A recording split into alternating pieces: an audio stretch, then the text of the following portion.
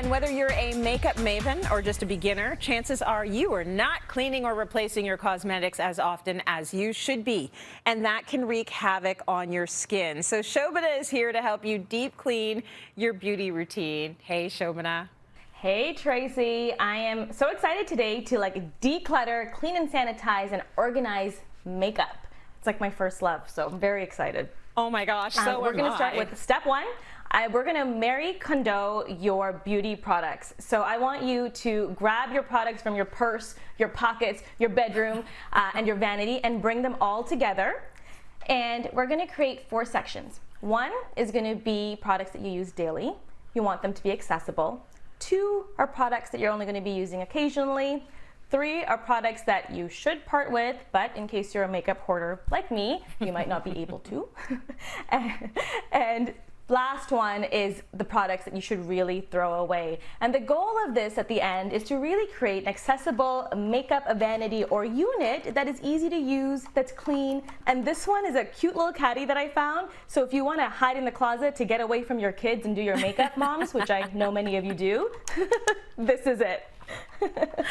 That is awesome. And yes, I'm right with you. So you would be very proud of me. I took some time to clean up all of my makeup, and I'm so happy with the way it's been organized. Now, we know that we're supposed to get rid of old products, but how do we actually know when it's time to toss them? That is a great question, Tracy. So basically, a lot of products will have a symbol on the back, and it's called a PAO. This is called the period after opening.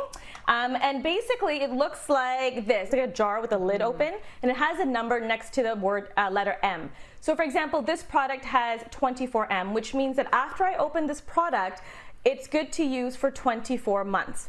But there are also some products that have expiry dates on them, which means even if you haven't opened this product, you need to toss it by the expiry date because it's not going to be effective. It might be unstable. And I really look for signs like scent, like the smell, separation, like look at this gross little product. Do you see that separation, that color?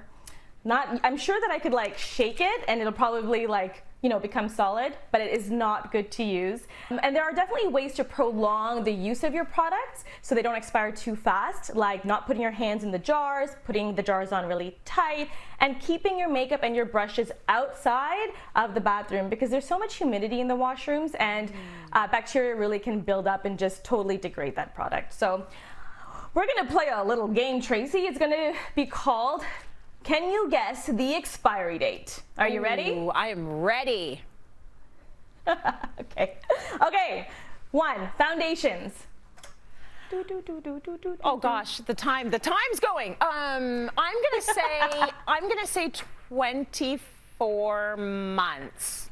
Ding, ding, ding. That's actually a really, really good answer because a lot of foundations do last about 18 months to 24 months if you keep them safe, lid on. Okay, 1 for 1. Nice. Let's do concealers. If I'm going to be totally honest with you, Shobana, I go by how much I paid for the product. Yeah. If I paid a lot of money for the product, it's lasting me for my life. If I paid $1.99, if I paid $1.99, it can just last me to the weekend. I hear you. I feel like a lot of people do keep products longer than they should because we pay a lot for our products, right? With concealers, the one thing you need to be careful of is the concealers that we actually apply to our face with these kind of sticks, they actually take the bacteria from your face and they put them back into the pot or the container, and that kind of allows for contamination. But if you use tubes, they're much better because you can just apply them to a brush and then onto your face that you hopefully clean. So good answers. And last but not least, we're going to talk about lipsticks. What's your take on lipstick? Oh my God, lipsticks are forever. Listen, you can use a lipstick until it starts to smell off, or if it's waxy, you get them out and you can't even put them on, right? Before you tell us the number for lipsticks, what was the number? What was the amount of time for concealer? Oh, I'm so sorry. So concealers are around 1 year to 2 years. Oh. And lipsticks, you say, are forever. You know what? I agree. I feel like if you take care of them well, if you sanitize them, they can last you a long time. Just keep out for that funky smell. But I have to tell you that the guidelines and the products suggest that they usually last for about 2 years. So you did really well, Tracy.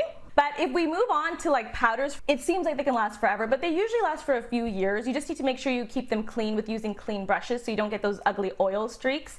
The one product you want to be careful of, no matter how much you pay, are mascaras and liquid liners. They're the closest to our mucous membrane, and there's definitely ability for contamination and bacteria buildup that you want to keep out of your eyes. So usually about 6 to 9 months for these guys. Okay, Shobana, what about our skincare? What do we need to go by for the expiration? I definitely would recommend following the period after opening date because you don't want the ingredients to lose their impact or efficiency. And a quick tip on just cleaning the brushes, which I find so annoying, but is so important. What kind of direction can you give us? Okay, number one, make sure you wash your makeup bag where your brushes are because that's where bacteria builds up. And to make it easy for yourself, wash your face brushes and your liquid brushes daily if you can, and then leave your eyeshadow brushes, your powder brushes for once a week. So I would say separate and conquer and keep your bacteria off your brushes, and you'll keep your makeup lasting a lot longer. Great information, great tips. Thanks, Shobana.